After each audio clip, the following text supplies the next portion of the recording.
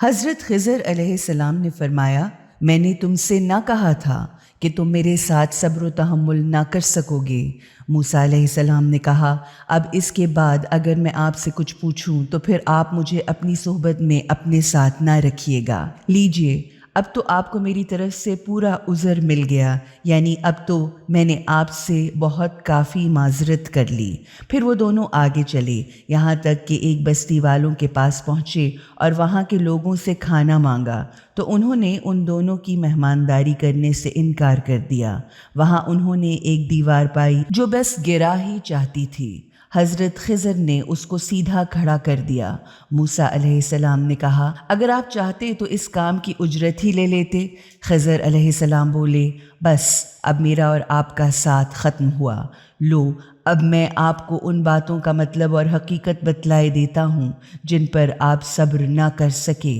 وہ جو کشتی تھی وہ کچھ غریبوں مسکینوں کی تھی جو دریا میں کام کرتے ہیں، تو میں نے چاہا کہ اسے عیب دار بنا دوں، کیونکہ آگے ایک بادشاہ کا علاقہ ہے جو ہر اچھی بے عیب کشتی پر زبردستی قبضہ کر لیتا ہے۔ رہا وہ لڑکا جس کو میں نے قتل کر ڈالا تھا تو اس کے ماں باپ حق کو ماننے والے ہیں۔ ہمیں خطرہ محسوس ہوا کہ یہ ان دونوں کو اپنے انکار حق اور اپنی سرکشی سے تنگ کرے گا یا ان دونوں کو بھی اس کفر اور سرکشی میں مبتلا کر دے گا، تو ہم نے چاہا کہ ان کا پالنے والا مالک انہیں اس لڑکے کے بدلے ایک ایسا لڑکا عطا کرے جو اخلاقی پاکیزگی میں بھی اس سے بہتر ہو اور محبت اور صلہ رحمی میں بھی زیادہ بڑھا چڑھا ہو، یعنی جس سے صلہ رحمی، صبر، خدمت اور محبت کی زیادہ توقع ہو۔ رہی وہ دیوار تو وہ شہر کے 2 یتیم بچوں کی تھی، اور اس دیوار کے نیچے ان دونوں کے لیے ایک خزانہ دفن تھا، اور ان دونوں کا باپ ایک نیک آدمی تھا۔ تو تمہارے پالنے والے مالک نے چاہا کہ وہ دونوں اپنی جوانی کو پہنچیں اور تمہارے پالنے والے مالک کی مہربانی سے اپنا خزانہ نکال لیں، اور یہ سب کچھ میں نے از خود اپنی رائے یا اپنے اختیار سے نہیں کیا۔ یہ ہے مطلب، حقیقت اور وضاحت ان باتوں کی جنہیں آپ برداشت نہ کر سکے۔ اب وہ لوگ آپ صلی اللہ علیہ وآلہ وسلم سے ذوالقرنین علیہ السلام کے بارے میں پوچھتے ہیں، تو آپ ان سے کہیے کہ میں ان کا کچھ حال تمہیں سناتا ہوں۔ ہم نے انہیں زمین پر حکومت اور اقتدار عطا کیا تھا، اور انہیں ہم نے ہر قسم کے اسباب و وسائل یعنی ریسورسز بخشے تھے، تو انہوں نے ایک مہم کا سامان کیا، یہاں تک کہ جب وہ سورج کے ڈوبنے کی جگہ تک پہنچے، یعنی مغرب کی جانب، ملک پر ملک فتح کرتے ہوئے خشکی کے آخری سرے تک پہنچے جس کے آگے سمندر تھا، تو انہوں نے سورج کو ایک گدلے چشمے کے کالے پانی میں ڈوبتے ہوئے محسوس کیا۔ غالباً یہ ایشیائی کوچک کا مغربی ساحل ہے، جہاں سمندر نے چھوٹی چھوٹی خلیجوں اور چشموں کی شکل اختیار کر لی ہے۔ وہاں انہوں نے سورج کو گدلے پانی میں ڈوبتے ہوئے مشاہدہ کیا، اور وہاں انہوں نے ایک قوم کو بھی پایا۔ تو ہم نے کہا، اے ذوالقرنین، تمہیں یہ قدرت حاصل ہے کہ خواہ تم ان کو سزا دو یا ان کے ساتھ نرمی کا سلوک کرو، تو اب یہ تمہارا امتحان ہے۔ معلوم ہوا کہ اقتدار یا حکومت ملنے پر اسی بات کا امتحان لیا جاتا ہے کہ صاحب حکومت اپنی رعایا کے ساتھ کیسا سلوک کرتا ہے۔ ذوالقرنین علیہ السلام نے کہا، اب جو ظلم یا زیادتی کرے گا تو ہم اس کو عنقریب سزا دیں گے۔ پھر جب وہ اپنے پالنے والے مالک کی طرف پلٹایا جائے گا تو وہ اسے اور بھی سخت سزا دے گا، اور جو ابدی حقیقتوں کو دل سے مانے گا اور نیک عمل بھی کرے گا تو اس کے لیے اچھا معاوضہ ہے، اور ہم بھی اس کے ساتھ اپنے معاملہ میں آسانی برتیں گے۔ پھر انہوں نے ایک دوسری مہم کی تیاری کی، یہاں تک کہ جب وہ سورج کے نکلنے کی حد تک جا پہنچے، یعنی ملک فتح کرتے کرتے مہذب دنیا کی حدیں ختم ہو گئیں اور آگے وحشی قوموں کا علاقہ تھا، تو وہاں انہوں نے دیکھا کہ سورج ایک ایسی قوم پر طلوع ہو رہا ہے جس کے لیے ہم نے دھوپ سے بچنے کا کوئی سامان نہیں کیا تھا، یعنی انہیں گھر بنانے کا فن نہ آتا تھا۔ ان کا تو یہ حال تھا، اور جو کچھ کہ ذوالقرنین کے پاس تھا اس کو ہم خوب جانتے تھے۔ مطلب یہ ہوا کہ اگر حکومت کے پاس وسائل ہوں تو عوام کے مسائل حل کرنا حکومت کا فریضہ ہے۔ پھر انہوں نے ایک اور راستہ اختیار کیا، یہاں تک کہ جب وہ ان دونوں رکاوٹ والی دیواروں یعنی پہاڑوں کے درمیان پہنچے تو ان دونوں پہاڑوں کے ادھر ایک قوم کو پایا جو کوئی بات سمجھتی ہی نہ تھی۔ ان لوگوں نے کہا، اے ذوالقرنین علیہ السلام، یاجوج ماجوج قوم زنج کے جنگلی لوگ اس زمین میں لوٹ مار اور فساد پھیلاتے رہتے ہیں، تو کیا ہم آپ کے لیے اس شرط پر کوئی ٹیکس یا سرمایہ کی رقم جمع کر دیں جس سے آپ ہمارے اور ان کے درمیان ایک رکاوٹ کی دیوار بنا دیں؟ ذوالقرنین علیہ السلام نے کہا، جو کچھ میرے پالنے والے مالک نے مجھے دے رکھا ہے وہ بہت کچھ ہے، بس تم جسمانی محنت اور طاقت کے ساتھ میری مدد کرو تو میں تمہارے اور ان کے درمیان ایک مضبوط اور موٹی دیوار بنا دوں گا۔ میرے پاس لوہے کے ٹکڑے اور چادریں لاؤ۔ یہاں تک کہ جب انہوں نے دونوں پہاڑوں کے درمیان خالی حصے کو پاٹ کر برابر کر دیا تو لوگوں سے کہا کہ اب اس میں آگ پھونکو۔ یہاں تک کہ جب اس لوہے کی دیوار کو بالکل آگ بنا دیا تو کہا کہ لاؤ اب میں اس میں پگھلا ہوا تانبا انڈیل دوں۔ تو اب وہ جنگلی وحشی لوگ نہ تو اس پر چڑھ سکتے تھے اور نہ اس میں سوراخ کر سکتے تھے۔ ذوالقرنین علیہ السلام نے کہا، یہ سب میرے پالنے والے مالک کی رحمت اور مہربانی ہے، مگر جب میرے پالنے والے مالک کے وعدے کا وقت آئے گا تو وہ اسے ڈھا کر صاف چٹیل میدان کر دے گا، اور میرے پالنے والے مالک کا ہر وعدہ بالکل سچا ہے۔ اس دن ہم لوگوں کو سمندر کی موجوں کی طرح ایک دوسرے سے گتھم گتھا ہونے کے لیے چھوڑ دیں گے، پھر سور پھونکا جائے گا تو ان سب کو پوری طرح ایک ساتھ جمع کر دیں گے، اور اس روز جہنم کو حق کے منکروں کے سامنے پورے طور پر لے آیا جائے گا، جن کی آنکھیں میری یاد سے پردہ میں رہیں اور اس لیے وہ سن نہیں سکتے تھے، یعنی جو میری نصیحت کی طرف سے بالکل اندھے بنے ہوئے تھے اور کچھ سننے کے لیے تیار ہی نہ تھے۔ تو کیا جنہوں نے ابدی حقیقتوں کا انکار کر دیا انہوں نے یہ سمجھ رکھا ہے کہ وہ مجھے چھوڑ کر میرے ہی بندوں اور غلاموں کو اپنا کام بنانے والا سرپرست بنا لیں گے؟ تو پھر اس میں بھی کوئی شک نہیں کہ ہم نے بھی ایسے ہی منکرین حق یعنی کافروں کی مہمانی کے لیے جہنم کو تیار کر رکھا ہے۔ آپ صلی اللہ علیہ وآلہ وسلم کہیے کہ کیا ہم تمہیں بتائیں کہ اپنے کاموں میں سب سے زیادہ نقصان اٹھانے والے کون ہیں؟ یہ وہ لوگ ہیں جن کی ساری کوششیں دنیا ہی کی زندگی پر صرف اور برباد ہو کر رہیں گی، اور وہ یہی سمجھتے رہے کہ وہ بڑے اچھے کام کر رہے ہیں۔ یہ وہی لوگ ہیں جنہوں نے اپنے پالنے والے مالک کی باتوں، دلیلوں، نشانیوں، احکامات اور اس سے ملاقات یعنی اس کی بارگاہ میں حاضر ہونے کا انکار کیا، اسی لیے ان کے تمام کام واضح اور برباد ہو گئے، کیونکہ قیامت کے دن ہم ان کے کاموں کا کوئی وزن تک نہ کریں گے، یعنی قیامت کے دن ہم ان کے کاموں کی کوئی قدر و قیمت نہ سمجھیں گے۔ یہ جہنم ان کی سزا ہے، یہ اس وجہ سے کہ انہوں نے ابدی حقیقتوں کا انکار کیا اور میرے احکامات، باتوں، نشانیوں، دلیلوں اور میرے رسولوں کا مذاق اڑایا۔ البتہ وہ لوگ جنہوں نے ابدی حقیقتوں کو دل سے مانا اور نیک اور اچھے کام بھی کیے، ان کی مہمانداری کے لیے فردوس کے باغ ہوں گے جن میں وہ ہمیشہ رہیں گے، اور وہ وہاں سے کہیں اور جانا بھی نہ چاہیں گے۔ کہیے کہ اگر سارے کے سارے سمندر میرے پالنے والے مالک کی باتوں کو لکھنے کے لیے روشنائی بن جائیں تو سمندر ختم ہو جائیں گے، مگر میرے پالنے والے مالک کی باتیں ختم نہ ہو سکیں گی، چاہے ہم اتنے ہی سمندر ان کی مدد کے لیے اور بھی لے آئیں تو بھی وہ کافی نہ ہوں گے۔ کہیے میں تو بس تمہاری طرح کا ایک انسان ہوں جس کی طرف یہ وحی کی جاتی ہے کہ تمہارا خدا بس ایک اکیلا خدا ہے، تو جو شخص بھی اپنے پالنے والے مالک سے ملاقات کی امید رکھتا ہو اسے چاہیے کہ وہ اچھے یا نیک کام کرتا رہے اور اپنے پالنے والے مالک کی بندگی میں کسی اور کو ہرگز شریک نہ کرے۔ شروع کرتی ہوں اللہ کی نام کی مدد مانگتے ہوئے جو سب کو فیض پہنچانے والا، بے حد مسلسل رحم کرنے والا ہے۔ کاف، ہا، یا، عین، صاد۔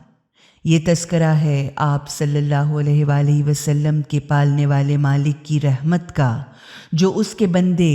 زکریہ علیہ السلام پر تھی۔ جب انہوں نے اپنے پالنے والے مالک کو چپ کے پکارا، انہوں نے کہا، اے میرے پالنے والے مالک، حقیقت یہ ہے کہ میری ہڈیاں تک گھل کر کمزور ہو چکی ہیں اور میرا سر بڑھاپے سے بھڑک اٹھا ہے، یعنی سر میں بالوں کی سفیدی پھیل چکی ہے۔ مگر اے میرے پالنے والے مالک، میں تجھ سے دعا مانگ کر تو کبھی نامراد نہیں رہا ہوں، اور حقیقت یہ ہے کہ میں اپنے عزیزوں اور بھائی بندوں سے ڈرتا ہوں، اور میری بیوی بانجھ ہے۔ اب تو ہی مجھے اپنے پاس سے میرا ایک وارث عطا فرما، جو میرا بھی ترکہ پائے اور یعقوب علیہ السلام کی اولاد کا بھی ترکہ پائے، یا جو میرا بھی وارث ہو اور یا یعقوب علیہ السلام کی اولاد کا بھی وارث ہو، اور اسے اے میرے پالنے والے مالک اپنا پسندیدہ انسان بنا۔ ہم نے جواب دیا، اے زکریہ،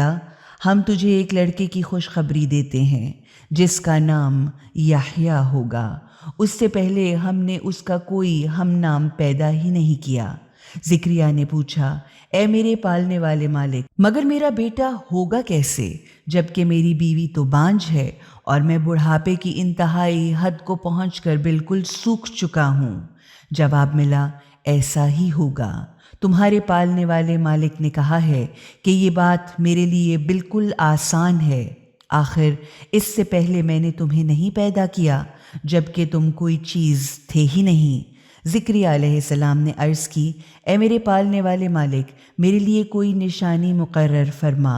خدا نے فرمایا، تمہارے لیے نشانی یہ ہے کہ تم مسلسل 3 دن لوگوں سے بات نہ کر سکو گے، پھر وہ محراب عبادت سے نکل کر اپنی قوم کے پاس آئے تو انہیں اشارہ سے کہا، صبح و شام خدا کی تسبیح کرتے رہا کرو، یعنی خدا کی پاکیزگی اور عظمت کو بیان کرتے رہا کرو۔ اے یحییٰ علیہ السلام، خدا کی کتاب کو مضبوطی سے تھام لو۔ ہم نے انہیں بچپنے ہی سے حکم یعنی نبوت، علم و حکمت، دانائی، قوت فیصلہ اور معاملات میں صحیح رائے قائم کرنے کی سمجھ اور اللہ کی طرف سے معاملات میں فیصلہ دینے کا اختیار عطا کیا، اور اپنی طرف سے ان کو نرم دلی، مہر محبت، نیک نامی اور پاکیزگی بھی عطا کی، اس لیے کہ وہ برائیوں سے بچنے والے تھے اور اپنے ماں باپ کے ساتھ بڑا اچھا سلوک کرنے والے تھے، نافرمان اور سرکش نہ تھے۔ ان پر سلام ہو جس دن کہ وہ پیدا ہوئے اور جس دن وہ دنیا سے اٹھیں گے اور جس دن وہ دوبارہ زندہ کر کے اٹھائے جائیں گے۔ اور کتاب میں مریم علیہ السلام کا حال بھی بیان کیجیے، جب انہوں نے اپنے لوگوں سے الگ ہو کر مشرق کی طرف ایک کونے میں جا کر پردہ ڈال لیا، تو ہم نے ان کی طرف اپنی جانب سے ایک روح، خدا کی ایک عظیم مخلوق کو بھیجا، تو وہ ان کے سامنے بالکل ایک مکمل آدمی کی صورت میں ظاہر ہوا۔ مریم علیہ السلام نے کہا، اگر تو خدا کا خوف رکھتا ہے تو میں تجھ سے خدائے رحمان کی پناہ مانگتی ہوں۔ اس نے کہا، میں تو تمہارے پالنے والے مالک کی طرف سے بھیجا ہوا ہوں تاکہ تمہیں ایک پاک و پاکیزہ لڑکا عطا کروں۔ مریم علیہ السلام نے کہا، بھلا میرا بیٹا کہاں سے ہوگا، حالانکہ مجھے کسی انسان نے چھوا تک نہیں اور میں کوئی بدکار عورت بھی نہیں ہوں۔ روح نے کہا، یہ یوں ہی ہوگا۔ تمہارے پالنے والے مالک نے کہا ہے کہ یہ بات میرے لیے بالکل آسان ہے، اور یہ اس لیے بھی ہوگا تاکہ ہم اسے لوگوں کے لیے ایک معجزہ یعنی ایک اپنی نشانی اور اپنی طرف سے اپنی رحمت کا ثبوت بنا دیں، اور یہ کام تو ہو کر ہی رہنا ہے۔ تو وہ اس بچے کی حاملہ ہو گئیں، اور پھر وہ اس حمل کو لیے ہوئے دور کسی مقام پر چلی گئیں۔ پھر بچہ پیدا ہونے کی تکلیف نے انہیں ایک کھجور کے درخت کے تنے کے نیچے پہنچا دیا۔ انہوں نے کہا، کاش میں اس سے پہلے ہی مر چکی ہوتی اور میرا نام و نشان تک باقی نہ رہتا، یا بالکل نیست و نابود بھولی بسری ہو چکی ہوتی۔ روح نے پائنتی سے ان کو پکار کر کہا، غم نہ فرمائیں، آپ کے پالنے والے مالک نے آپ کے پیروں کے نیچے ایک نہر بہا دی ہے، ذرا اسے سوکھے درخت کی شاخ کو اپنی طرف کر کے تو ہلائیے، یہ آپ کے اوپر سے تر و تازہ کھجوریں گرانے لگے گی، آپ کھائیے پیجیے اور اپنی آنکھیں ٹھنڈی رکھیے۔ پھر اگر کسی آدمی کو دیکھیے تو کہہ دیجئے کہ میں نے تو خدائے رحمان کے لیے چپ رہنے کے روزے کی منت مانی ہوئی ہے، تو میں آج کسی آدمی سے کوئی بات چیت نہیں کروں گی۔ پھر وہ اس بچے کو گود میں لیے ہوئے اپنی قوم میں آئیں تو لوگوں نے کہا، اے مریم، تو نے یہ بہت برا کام کیا۔ اے ہارون کی بہن، نہ تو تیرے والدین کوئی برے آدمی تھے اور نہ تیری ماں کوئی بدکار عورت تھی۔ مریم علیہ السلام نے بچے کی طرف اشارہ کر دیا۔ اس پر لوگوں نے کہا، بھلا ہم اس سے کیا اور کس طرح بات کریں جو ابھی جھولے میں پڑا ہوا ایک بچہ ہے؟ بچہ بول اٹھا، میں اللہ کا بندہ ہوں، اس نے مجھے کتاب عطا فرمائی ہے اور مجھے نبی بھی بنایا ہے، اور میں جہاں کہیں بھی رہوں مجھے برکت والا قرار دیا ہے، اور جب تک میں زندہ رہوں مجھے نماز اور زکوٰۃ کی پابندی کا حکم دیا ہے، اور مجھے اپنی ماں کے ساتھ اچھا سلوک کرنے والا بنایا ہے، اور بحمدللہ مجھے بد نصیب جابر اور سرکش نہیں بنایا۔ سلام ہے مجھ پر جس دن کہ میں پیدا ہوا اور جس دن میں دنیا سے اٹھوں اور جس دن میں دوبارہ زندہ کر کے اٹھایا جاؤں۔ یہ ہیں مریم کے بیٹے عیسیٰ علیہ السلام، اور یہ ہے ان کے بارے میں وہ حقیقی اور سچی بات جس میں لوگ شک کر رہے ہیں۔ یہ اللہ کی شان نہیں ہے کہ وہ کسی کو اپنا بیٹا بنا لے، پاک ہے اس کی ذات ایسے کاموں سے۔ وہ جو کوئی ارادہ یا فیصلہ کرتا ہے تو بس اتنا کہہ دیتا ہے کہ ہو جا، اور وہ فوراً ہو جاتا ہے۔ عیسیٰ علیہ السلام نے تو یہ کہا تھا کہ حقیقتاً میرا اور تمہارا پالنے والا مالک اللہ ہے، پس تم اسی کی بندگی یعنی کامل اطاعت کرو، یہی صاف اور سیدھا راستہ ہے۔ مگر اس بات پر مختلف گروہوں اور جماعتوں نے ایک دوسرے سے اختلاف کر رکھا ہے۔ برا ہو ان کا جنہوں نے حق کا انکار کیا، ان کے لیے وہ وقت بڑی تباہی کا ہوگا جب وہ ایک بڑا سخت دن دیکھیں گے، جب وہ ہمارے سامنے حاضر ہوں گے تو اس دن ان کے کان بھی خوب اچھی طرح سے سن رہے ہوں گے اور ان کی آنکھیں بھی خوب اچھی طرح سے دیکھ رہی ہوں گی، مگر آج یہ ظالم لوگ کھلی ہوئی گمراہی میں مبتلا ہیں، تو انہیں اس حالت میں کہ وہ حق سے غافل ہیں اور حق کو نہیں مان رہے ہیں، اس دن سے ڈرائیے جب ابدی فیصلہ کر دیا جائے گا اور غم کھانے اور پچھتانے کے سوا کچھ باقی نہ رہے گا۔ پھر ہم ہی زمین اور اس کی تمام چیزوں کے آخری مالک ہوں گے، اور جو اس پر بستے ہیں وہ سب کے سب ہماری ہی طرف پلٹائے جائیں گے۔ اور اس کتاب میں ابراہیم علیہ السلام کا قصہ بیان کرو، حقیقتاً وہ ایک کھرے اور سچے انسان تھے اور نبی بھی تھے۔ جب انہوں نے اپنے باپ سے کہا، ابا جان، آخر آپ کیوں ان یعنی چیزوں کی پوجا پاٹ یا بندگی کرتے ہیں جو نہ تو کچھ سنی ہی ہیں اور نہ کچھ دیکھی ہیں اور نہ ہی کوئی فائدہ پہنچا کر آپ کا کوئی کام بنا سکتی ہیں؟ ابا جان، یقین جانیے کہ میرے پاس ایسا علم آیا ہے جو آپ کے پاس نہیں آیا۔ آپ میرے پیچھے چلیں، میں آپ کو سیدھے راستے پر لگا دوں گا۔ بابا جان، آپ شیطان کی بندگی یا پوجا پاٹ نہ کریں، حقیقتاً شیطان تو خدائے رحمان کا نافرمان ہے۔ بابا جان، مجھے ڈر ہے کہ آپ کو خدائے رحمان کا عذاب نہ پہنچ جائے اور پھر آپ شیطان کے ساتھی اور شریک حال نہ بن جائیں۔ آزر نے کہا، ابراہیم، کیا تو میرے خداؤں سے پھر گیا ہے؟ اگر تو باز نہ آیا تو میں تجھے سنگسار کر دوں گا، بس اب تو ہمیشہ کے لیے مجھ سے الگ ہو جا۔ ابراہیم علیہ السلام نے کہا، خدا حافظ، میں بہرحال آپ کے لیے اپنے پالنے والے مالک سے معافی کی درخواست کروں گا، یقیناً وہ مجھ پر بڑا مہربان ہے۔ اب میں آپ کو بھی چھوڑتا ہوں اور ان کو بھی جن کو آپ لوگ اللہ کو چھوڑ کر پکارتے ہیں اور جن کی دہائی دیتے ہیں، اور میں صرف اپنے پالنے والے مالک سے دعا کرتا رہوں گا، اور امید ہے کہ میں اپنے پالنے والے مالک سے دعا کرنے کی وجہ سے نامراد اور بد نصیب نہ رہوں گا۔ تو جب ابراہیم علیہ السلام ان لوگوں سے اور ان سے جن کی وہ لوگ اللہ کو چھوڑ کر بندگی اور پوجا پاٹ کرتے تھے جدا ہو گئے، تو ہم نے انہیں اسحاق اور یعقوب جیسی اولاد عطا کی، اور ان میں سے ہر ایک کو نبی بنایا، اور ان کو اپنی رحمت سے بڑا حصہ عطا کیا، اور ان کو نیک نامی، حقیقی شہرت اور سچائی کی زبان عطا کی۔ اور اس کتاب میں موسیٰ علیہ السلام کا بھی ذکر کرو، یقیناً وہ ایک مخلص اور کھرے انسان تھے اور نبی تھے بھیجے ہوئے۔ ہم نے انہیں طور کی داہنی جانب سے پکارا اور ان سے راز کی باتیں کر کے اپنا تقرب عطا کیا، اور انہیں اپنی رحمت اور مہربانی سے ہارون علیہ السلام جیسا بھائی نبی بنا کر عطا کیا۔ اور اس کتاب میں آپ صلی اللہ علیہ وآلہ وسلم اسماعیل علیہ السلام کا بھی ذکر کیجیے۔ یہ حقیقت ہے کہ وہ وعدے کے سچے اور ہمارے بھیجے ہوئے نبی تھے۔ وہ اپنے گھر والوں کو نماز اور زکوٰۃ کا حکم دیتے تھے اور اپنے پالنے والے مالک کے نزدیک ایک پسندیدہ انسان تھے۔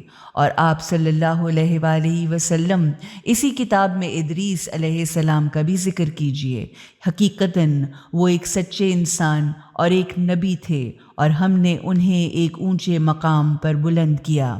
یہ وہ پیغمبر ہیں جن پر اللہ نے انعام فرمایا، جو آدم علیہ السلام اور ان لوگوں کی نسل سے ہیں جنہیں ہم نے نوح علیہ السلام کے ساتھ کشتی پر سوار کیا تھا، لیکن ان میں سے کچھ ابراہیم علیہ السلام اور اسرائیل یعنی یعقوب علیہ السلام کی اولاد میں سے بھی ہیں۔ یہ سب کے سب ان لوگوں میں سے تھے جن کو ہم نے ہدایت بھی بخشی اور کار ہدایت کے لیے چن لیا۔ جب ان کے سامنے خدائے رحمان کی آیتیں پڑھی جاتی تھیں تو وہ روتے اور گڑ گڑاتے ہوئے سجدوں میں گر پڑتے تھے۔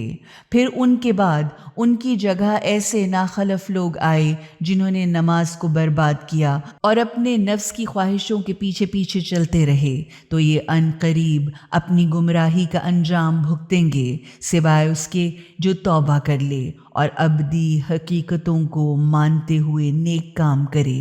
تو وہ لوگ جنت کے سرسبز و شاداب گھنے باغوں میں داخل ہوں گے، اور ان کے ساتھ ذرا سی بھی حق تلفی نہ کی جائے گی۔ ان کے لیے ہمیشہ ہمیشہ رہنے والے جنت کے سرسبز و شاداب گھنے باغات ہیں، جن کا وعدہ خدائے رحمان نے اپنے بندوں سے غائبانہ طور پر کر رکھا ہے، اور وہ وعدہ یقیناً سامنے آنے والا اور پورا ہو کر رہنے والا ہے۔ وہاں وہ کوئی گندگی، ناخوشگوار محمل اور بیہودہ بات نہ سنیں گے، سوا سلام و دعا اور تعریفوں کے۔ وہاں ان کو ان کی مقررہ روزی صبح و شام مسلسل ملتی رہے گی۔ یہ ہے وہ جنت کا گھنا سرسبز و شاداب باغ جس کا مالک اور وارث ہم اپنے بندوں میں سے اس بندے کو بنائیں گے جو اللہ سے ڈرنے والا، متقی، پرہیزگار یعنی احساس بندگی کے ساتھ اللہ کے مقرر کیے ہوئے فرائض کو ادا کرنے والا ہوگا اور گناہوں سے بچ کر رہنے والا ہوگا۔ ہم فرشتے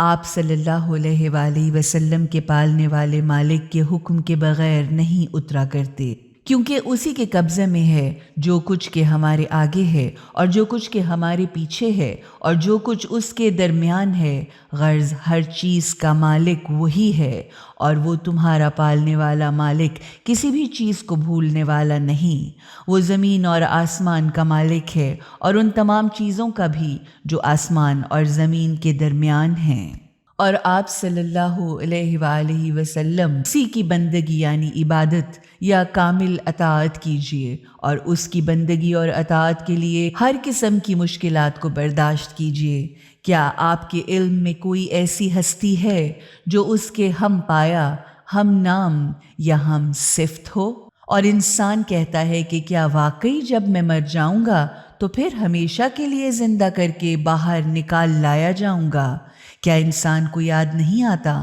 کہ ہم نے اس کو اس سے پہلے اس وقت پیدا کیا تھا جب وہ کوئی چیز نہ تھا؟ تو قسم ہے تیرے پالنے والے مالک کی کہ ہم لازمی طور پر ان سب کو اور ان کے شیطانوں کو گھیر گھیر کر لائیں گے، پھر ان کو جہنم کے چاروں طرف لا کر گھٹنوں کے بل گرا دیں گے، یا پھر انہیں جہنم کے چاروں طرف گھٹنوں کے بل گرتی ہوئی شکل میں حاضر کریں گے۔ پھر ہر گروہ میں سے ہر اس شخص کو جو خدائے رحمان کے مقابلے میں زیادہ سرکشی کرنے والا تھا، یعنی ہر باغی گروہ کے لیڈر کو الگ کر دیں گے، کیونکہ ہم خوب اچھی طرح جانتے ہیں کہ ان میں سے کون جہنم میں جھونکے جانے کا سب سے زیادہ مستحق ہے۔ تم میں سے کوئی بھی ایسا نہیں ہے جو جہنم پر وارد نہ ہو۔ یہ تمہارے پالنے والے مالک کا یقینی طور پر طے شدہ فیصلہ ہے، جسے پورا کرنا لازمی طور پر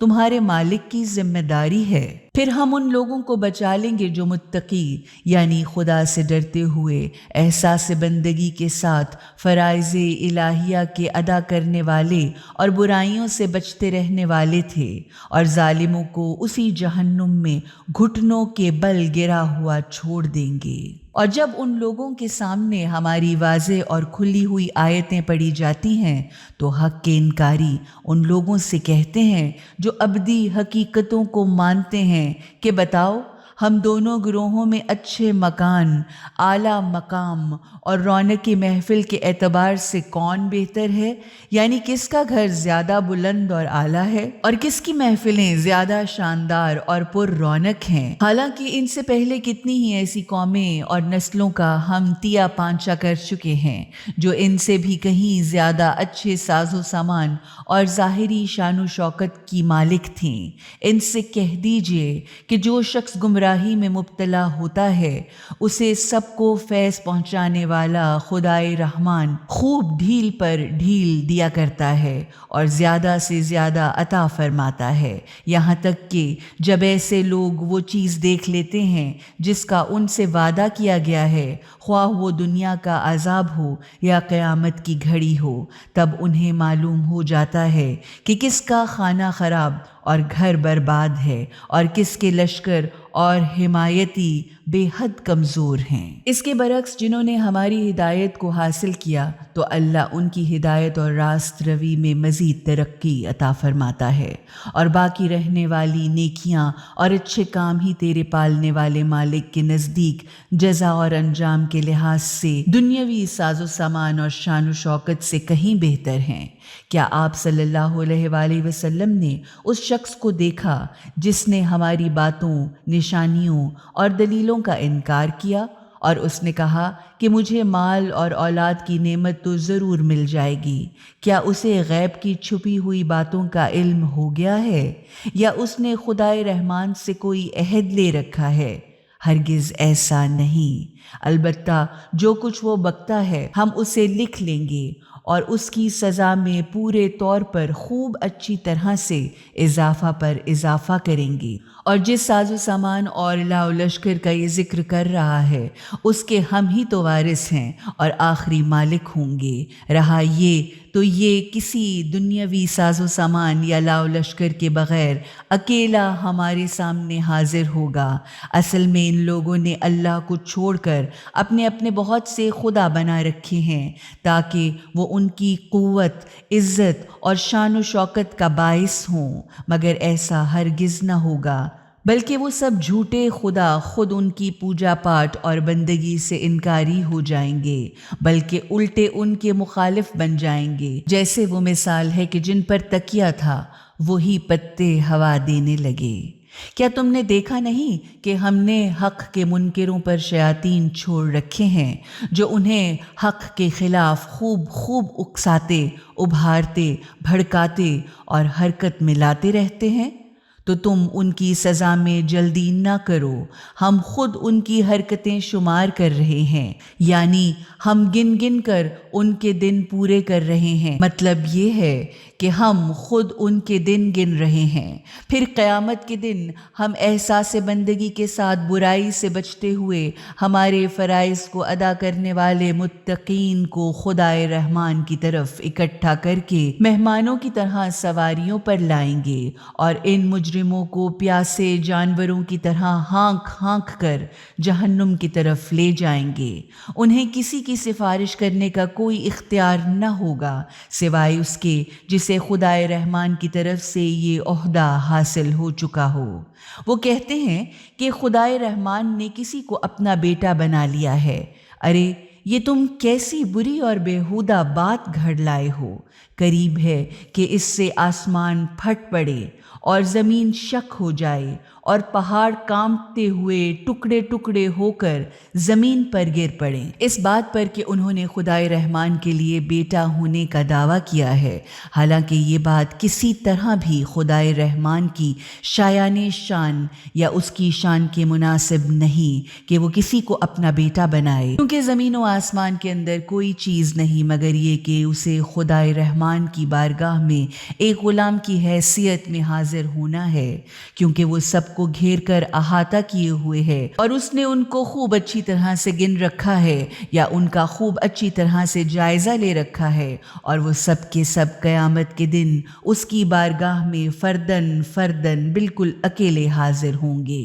مگر یہ حقیقت ہے کہ جن لوگوں نے ابدی حقیقتوں کو مانا اور اس کے نتیجے میں اچھے اچھے کام کیے تو ان قریب خدائے رحمان ان کے لیے لوگوں کے دلوں میں محبت پیدا کر دے گا۔ اور ہم نے اس قرآن کو آپ صلی اللہ علیہ وآلہ وسلم کی زبان کے ذریعے اس لیے آسان بنا دیا ہے تاکہ آپ متقین یعنی احساس بندگی کے ساتھ برائی سے بچتے ہوئے فرائض الہیہ کے ادا کرنے والوں کو حقیقی کامیابی کی خوشخبری سنائیں، اور ضدی حق دشمن اور ہٹ دھرم لوگوں کو ان کے ابدی برے انجام سے ڈرائیں، کیونکہ ان سے پہلے ہم کتنی ہی قوموں اور نسلوں کو ہلاک و برباد کر چکے ہیں۔ پھر آج تم کہیں بھی ان کا کوئی نام و نشان یا ان میں سے کسی ایک کی بھی کوئی ہلکی سی آواز یا بھنک تک سنتے ہو یا محسوس کرتے ہو؟ شروع کرتی ہوں اللہ کے نام کی مدد مانگتے ہوئے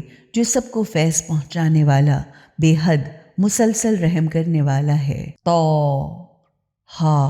ہم نے آپ صلی اللہ علیہ وآلہ وسلم پر یہ قرآن اس لیے نہیں اتارا ہے کہ آپ مصیبت میں پڑ جائیں، یہ تو ایک نصیحت، خیر خواہی اور یاد دہانی ہے ہر اس شخص کے لیے جو اپنی تباہی اور برے انجام سے ڈرے۔ یہ قرآن نازل کیا گیا ہے اس ذات کی طرف سے جس نے زمین اور بلند و بالا آسمان کو پیدا کیا ہے، جو سب کو فیض پہنچانے والا ہے اور حکومت فرما رہا ہے، اور اس کا عرش پر اقتدار قائم ہے، یا جو کائنات کے تخت سلطنت پر حکمران ہے، کیونکہ وہ ہر اس چیز کا مالک ہے جو کچھ کے آسمانوں میں ہے اور جو کچھ کے زمین میں ہے اور جو کچھ بھی ان دونوں کے درمیان ہے اور جو کچھ کے زمین کے نیچے ہے۔ تم چاہے اپنی بات زور زور سے کہو، وہ تو چپکے سے ہی کہی ہوئی بات کو، بلکہ اس سے بھی کہیں زیادہ چھپی ہوئی بات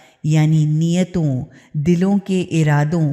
رازوں اور پکار تک کو خوب جانتا ہے۔ وہ اللہ ہے کہ اس کے سوا کوئی خدا نہیں، سارے کے سارے بہترین اور اچھے نام و صفات اسی کے لیے ہیں۔ اور کیا آپ صلی اللہ علیہ وآلہ وسلم تک موسیٰ علیہ السلام کے واقعے کی خبر پہنچی ہے؟ جب انہوں نے ایک آگ دیکھی تو اپنے بال بچوں سے کہا کہ ذرا ٹھہرو، میں نے ایک آگ دیکھی ہے، شاید کہ میں تمہارے لیے اس میں سے کچھ آگ یا انگارے لے آؤں یا اس آگ پر کوئی رہنمائی حاصل کروں۔ تو جب وہ اس آگ کے پاس گئے تو انہیں آواز دی گئی، اے موسیٰ، میں تمہارا پالنے والا مالک ہوں، تم اپنی جوتیاں اتار دو، حقیقتاً تم طوٰا کی مقدس اور محترم وادی میں ہو اور میں نے تم کو چن لیا ہے۔ تو اس پیغام کو غور سے سنو جو وحی کیا جاتا ہے۔ حقیقت یہ ہے کہ میں اللہ ہوں، میرے سوا کوئی خدا نہیں، اس لیے میری ہی بندگی یا مکمل اطاعت کرو اور میری یاد کے لیے نماز ادا کرو، کیونکہ قیامت تو بہرحال لازمی طور پر آنے والی ہے۔ میں اس کا وقت چھپائے رکھنا چاہتا ہوں تاکہ ہر شخص اپنی کوشش کے مطابق بدلہ پائے۔ تو کوئی ایسا شخص جو قیامت کو نہیں مانتا اور نتیجتاً اپنی خواہشوں ہی کے پیچھے پڑا رہتا ہے، تم کو اس وقت کی فکر سے نہ روک دے، ورنہ تم ہلاک و برباد ہو جاؤ گے۔ اور یہ تمہارے داہنے ہاتھ میں کیا ہے موسیٰ؟ موسیٰ نے عرض کی، یہ میرا ڈنڈا ہے، میں اس کا سہارا لیتا ہوں اور اسی سے اپنی بکریوں کے لیے پتے گراتا ہوں، اور اس میں میرے لیے اور دوسرے فائدے بھی ہیں، یعنی اس سے میرے اور بھی بہت سے کام نکلتے ہیں۔ خدا نے فرمایا، اے موسیٰ، اسے پھینک دو۔ موسیٰ علیہ السلام نے اسے پھینک دیا تو ایک دم وہ ڈنڈا ایک سانپ بن گیا جو دوڑ رہا تھا۔ خدا نے فرمایا، اسے پکڑ لو اور ڈرو مت، ہم اسے ابھی اس کی پہلی صورت یعنی حقیقت پر پلٹا دیں گے، یعنی اسے پہلے ہی جیسا بنا دیں گے۔ اور ذرا اپنا ہاتھ تو اپنی بغل میں دباؤ، چمکتا ہوا نکلے گا بغیر کسی تکلیف یا عیب کے۔ یہ دوسرا معجزہ ہوگا تاکہ ہم تمہیں اپنی قدرت کی کچھ بڑی بڑی نشانیاں دکھا دیں۔ اب تم فرعون کے پاس جاؤ، واقعی وہ بڑا ہی سرکش ہو گیا ہے۔ موسیٰ علیہ السلام نے عرض کی، پالنے والے مالک، میرے سینے کو کھول دے اور میرے لیے میرے کام کو آسان کر دے اور میری زبان کی گرہ بھی کھول دے تاکہ لوگ میری بات کو اچھی طرح سمجھ سکیں، اور میرے لیے میرے اپنے اہل خاندان میں سے ایک وزیر مقرر کر دے، یعنی ہارون علیہ السلام کو جو میرا بھائی ہے، اور اس کے ذریعے سے میری کمر کو مضبوط کر دے اور اسے میرے کام میں شریک کر دے تاکہ ہم خوب تیری تسبیح کریں، یعنی ہم خوب اچھی طرح سے تیری پاکی اور خوبیاں بیان کریں اور خوب بڑھ چڑھ کر تیرا ذکر اور چرچا کریں۔ یہ حقیقت ہے کہ تو ہمیشہ ہی سے ہمارے حالات کا خوب دیکھنے بھالنے والا ہے۔ خدا نے فرمایا، دیا گیا جو تو نے مانگا اے موسیٰ، اور ہم نے ایک مرتبہ پہلے بھی تم پر احسان کیا تھا۔ وہ وقت یاد کرو جب ہم نے تمہاری ماں کو اشارہ کیا، ایسا اشارہ جو وحی کیے جانے کے قابل تھا، کہ اس بچے کو صندوق میں رکھ دو اور اس کو دریا میں ڈال دو، پھر دریا اس کو ساحل پر پھینک دے گا تو اسے میرا اور اس بچے کا دشمن اٹھا لے گا، اور میں نے تم میں تمہارے لیے اپنی طرف سے محبت کا اثر پیدا کر دیا، یعنی جو تم کو دیکھتا تم سے محبت کرنے لگتا تاکہ تم خاص میری نگرانی میں پالے جاؤ۔ جب تمہاری بہن چل رہی تھی اور پھر اس نے وہاں جا کر کہا، کیا میں تم کو اس کا پتہ بتا دوں جو اس بچے کی اچھی طرح سے پرورش کر سکے؟ اس طرح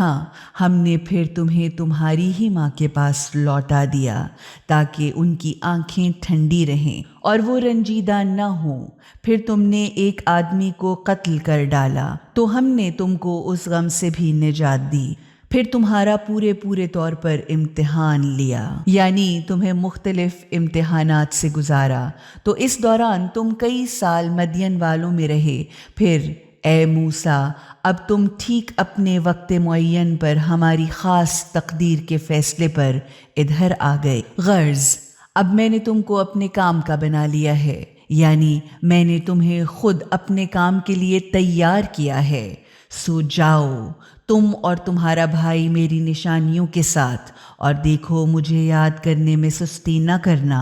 تم دونوں فرعون کے پاس جاؤ، وہ واقعی سرکشی میں حد سے بڑھ چکا ہے، مگر اس سے نرمی کے ساتھ بات کرنا، شاید کہ وہ نصیحت قبول کر لے یا اپنے برے انجام ہی سے ڈر جائے۔ دونوں نے عرض کی، ہمیں ڈر ہے کہ وہ کہیں ہم پر زیادتی نہ کر بیٹھے، یعنی ہم سے زیادہ سرکشی سے کام لے۔ خدا نے فرمایا، ڈرو مت، میں تم دونوں کے ساتھ ہوں، میں تم دونوں کے ساتھ سب کچھ سنتا ہوں گا اور دیکھتا ہوں گا۔ تم اس کے پاس جاؤ اور کہو کہ ہم تیرے پالنے والے مالک کے بھیجے ہوئے پیغمبر ہیں، بنی اسرائیل کو ہمارے ساتھ جانے دے اور ان کو تکلیف نہ دے۔ ہم تیرے پاس تیرے پالنے والے مالک کی طرف کا معجزہ بھی لے کر آئے ہیں، اور سلامتی ہو اس پر جو سیدھے راستے پر چلے، یعنی ہدایت کی پیروی کرے۔ حقیقتاً ہم کو واقعتاً بطور وحی یہ پیغام دے کر بھیجا گیا ہے کہ اس کے لیے دائمی سزا ہی سزا ہے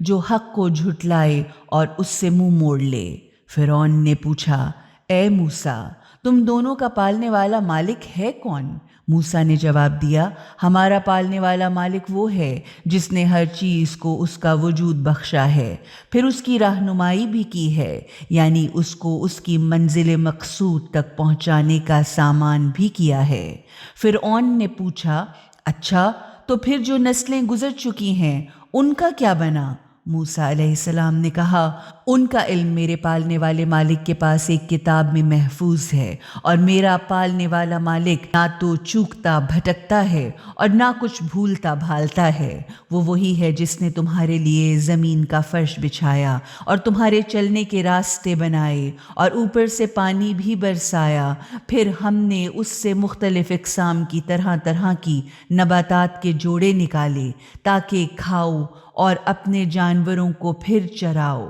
حقیقتاً اس سارے نظام میں صاحبان عقل و فہم کے لیے خدا کی عظمت، قدرت اور حکمت کی زبردست دلیلیں، حقیقتیں اور نشانیاں موجود ہیں۔ غرض اسی زمین ہی سے تو ہم نے تم کو پیدا کیا ہے، اور اسی میں ہم تمہیں واپس لے جائیں گے، اور پھر اسی سے تم کو دوبارہ باہر نکالیں گے۔ اسی طرح ہم نے فرعون کو اپنی قدرت اور حکمت کی سب نشانیاں دکھائیں، مگر وہ جھٹلاتا اور انکار ہی کرتا چلا گیا۔ کہنے لگا، اے موسیٰ،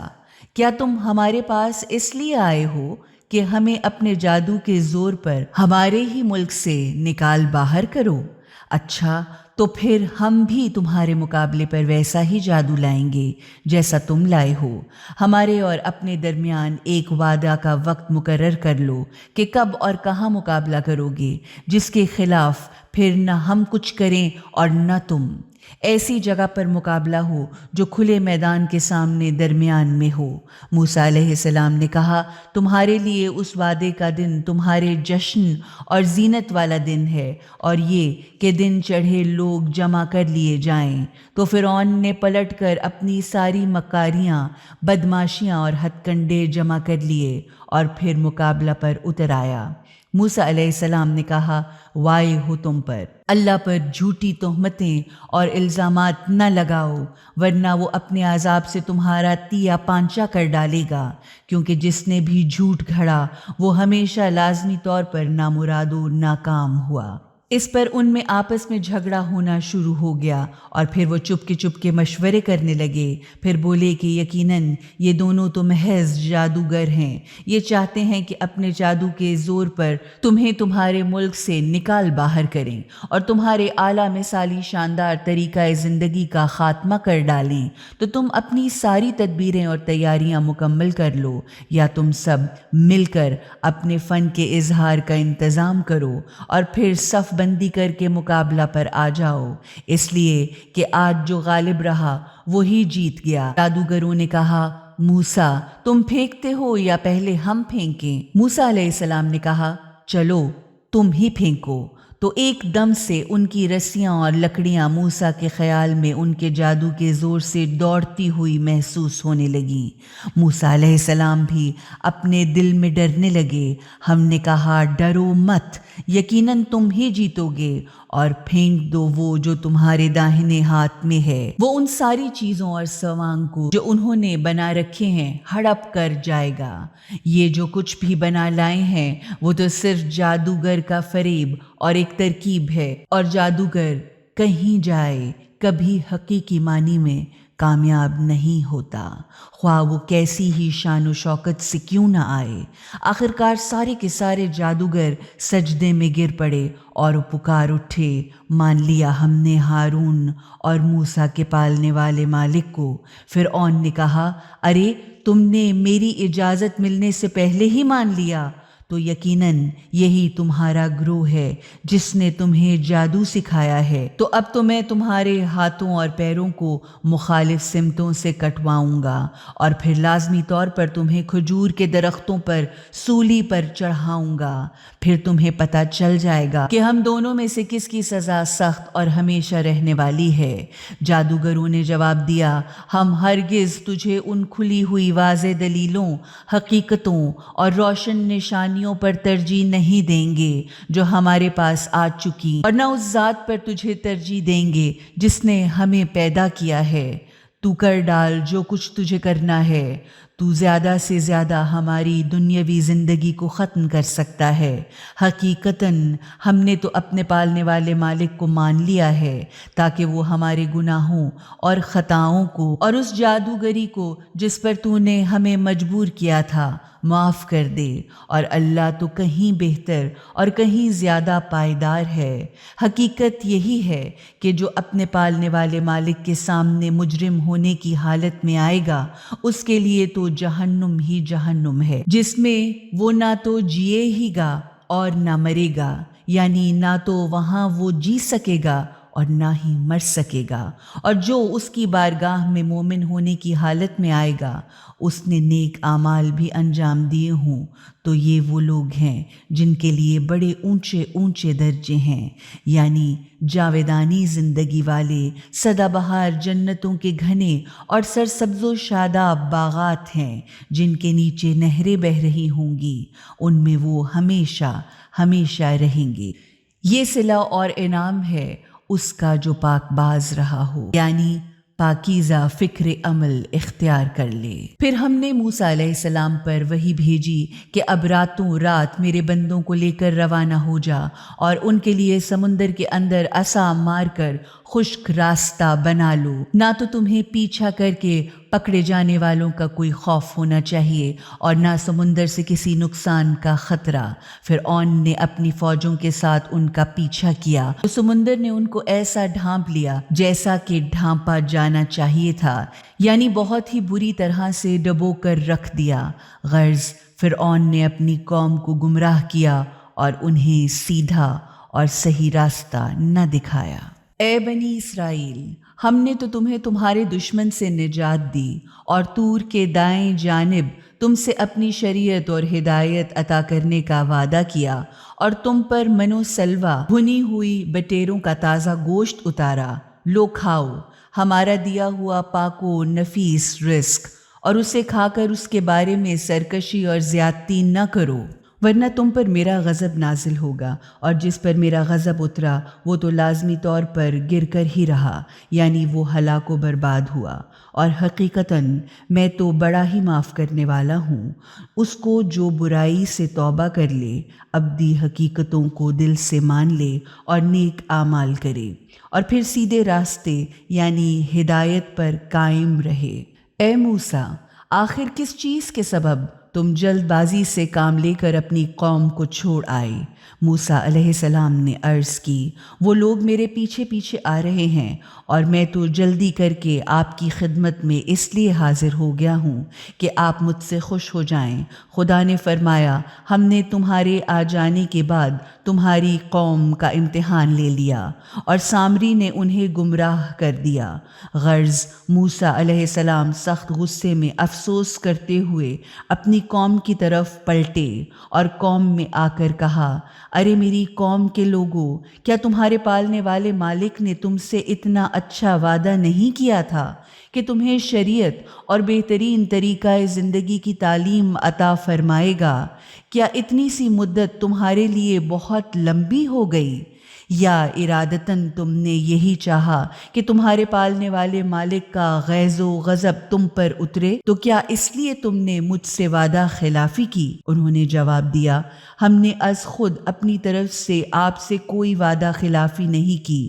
البتہ ہوا یہ کہ ہمیں قوم والوں کے بہت سے زیور اکٹھا کر کے لانے پر آمادہ کیا گیا تھا، تو ہم نے ان کو لا کر پھینک دیا۔ پھر سامری کمبخت نے اس میں کچھ ایسا کام کر ڈالا کہ وہ ان کے لیے ایک بچھڑے کا مجسمہ بنا کر نکال لایا جس سے بیل کی سی آواز نکلتی تھی، تو لوگ پکار اٹھے کہ یہی ہے تمہارا اور موسیٰ کا خدا جسے وہ یہاں بھول گئے ہیں۔ کیا وہ احمق دیکھتے سمجھتے نہ تھے کہ نہ تو وہ اس کی کسی بات کا جواب ہی دیتا ہے اور نہ ان کے کسی بھی نفع و نقصان کا اختیار رکھتا ہے؟ ہارون علیہ السلام پہلے ہی ان سے کہہ چکے تھے کہ اے قوم، تمہارا اس کے ذریعے سے امتحان لیا گیا ہے۔ تمہارا پالنے والا مالک تو سب کو فیض پہنچانے والا رحمان ہے، بھلا یہ بے فیض چیز کہاں سے خدا بن سکتی ہے؟ تو تم میرے پیچھے چلو اور میری ہی بات مانو۔ انہوں نے کہا،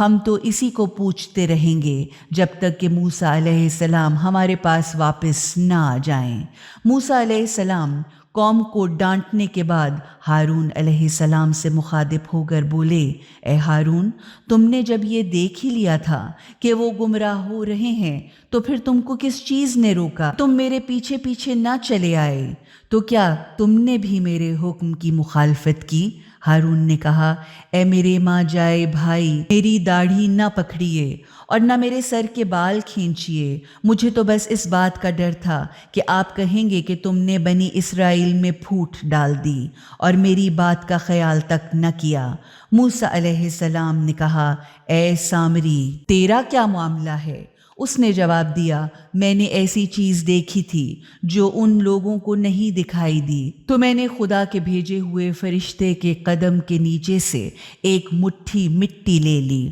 اور اس کو بچھڑے کے مجسمے کے اندر ڈال دیا، اور میرے نفس نے مجھے ایسا کرنے پر اکسایا تھا۔ موسیٰ علیہ السلام نے کہا، چل دفع ہو، اب تیرے لیے زندگی بھر یہی پکارتے رہنے کی سزا ہے کہ تو یہ کہتا پھرے کہ مجھے کوئی ہاتھ نہ لگائے، اور تیرے لیے ایک دائمی سزا کے وعدے کا وقت مقرر ہے جو تجھ سے ہرگز نہ ٹل سکے گا۔ اور اب دیکھ اپنے اس خدا کا حشر جس پر تو بری طرح ریجھا ہوا تھا، یعنی جس کی عبادت میں تو بالکل ہی غرق ہو گیا تھا، کہ اب ہم اسے ضرور جلا ڈالیں گے اور پھر ریزہ ریزہ کر کے اس کی راکھ دریا میں بہا دیں گے۔ تم لوگوں کا اصل خدا تو بس اللہ ہے، ایک اللہ، جس کے سوا کوئی اور خدا ہے ہی نہیں، اور اس کا علم ہر چیز پر حاوی ہے، یعنی اس نے ہر چیز کو اپنے علم سے گھیر رکھا ہے۔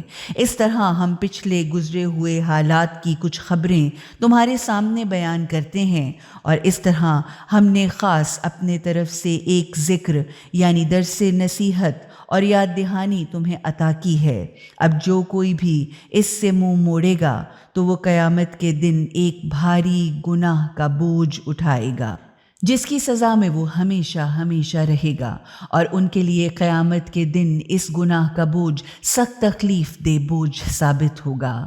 اس دن جب سور پھونکا جائے گا اور ہم مجرموں کو اس حال میں گھیر گھیر کر جمع کریں گے کہ ان کی آنکھیں خوف اور دہشت کے مارے اور خون خشک ہو جانے کی وجہ سے سفیدی مائل نیلی ہو چکی ہوں گی، وہ آپس میں چپ کے کہہ رہے ہوں گے، تم دنیا میں بمشکل 10 دن رہے ہو، جبکہ ہمیں خوب معلوم ہے جو وہ کہہ رہے ہیں، حالانکہ ان کا سب سے سمجھدار آدمی تو یہ کہتا ہوگا کہ تم دنیا میں نہیں رہے ہو مگر صرف ایک دن۔